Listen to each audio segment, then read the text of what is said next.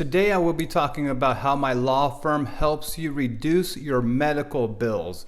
If you're new here, my name is Darren Woodfork and I'm an attorney here in Scottsdale, Arizona.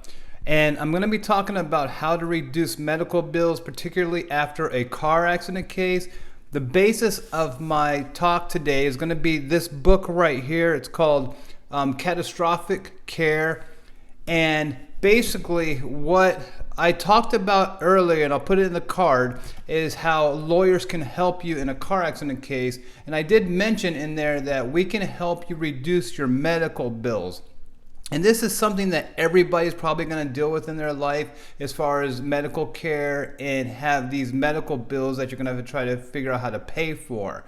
And so let me just kind of tell you, I had a case years ago where my client had about $35,000 in hospital bills, and we were able to negotiate with the hospital to get that down to, I think, just under $5,000. So I think the hospital accepted $4,000, and then they waived the rest of their bill for $35,000.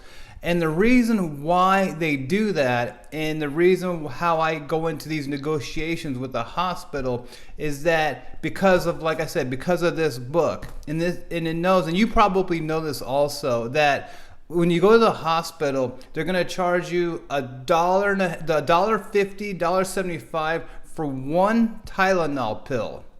They're going to charge you for that.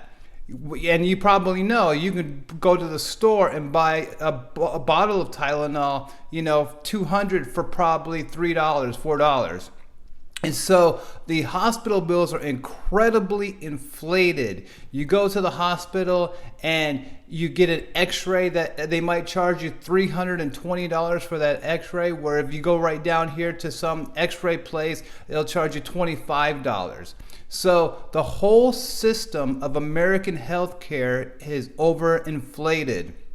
And so that's the premise of how we go in and reduce medical bills, because we know that the insurance companies, when they pay hospital bills, they pay 30 cents on the dollar, say. Medicare, Medicaid, VA, all those places, when they're negotiating with the hospital and doctors, things like that, they don't pay the full bill. They pay a percentage. And so when I pick up the phone and I call the hospital or doctor on behalf of my clients, I say, look, you know that the insurance company is not going to pay you $50,000 for your care.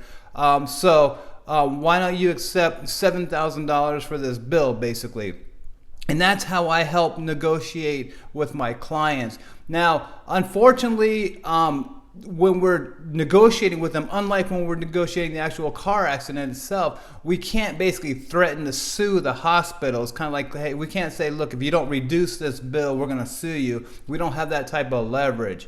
But what I do have is the knowledge of, again, what the hospital charges versus what these services would cost, kind of like in the real world.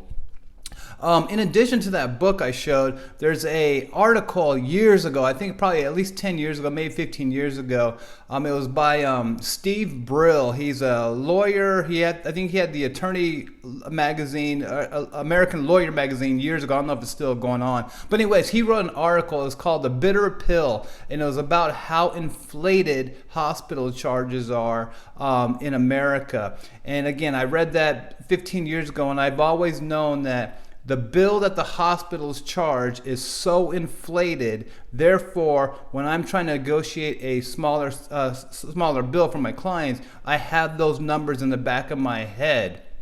And that's why when my clients, at the end of their cases, I go back to the hospital and reduce their bills, and that money that I reduce, that goes back into my client's pocket.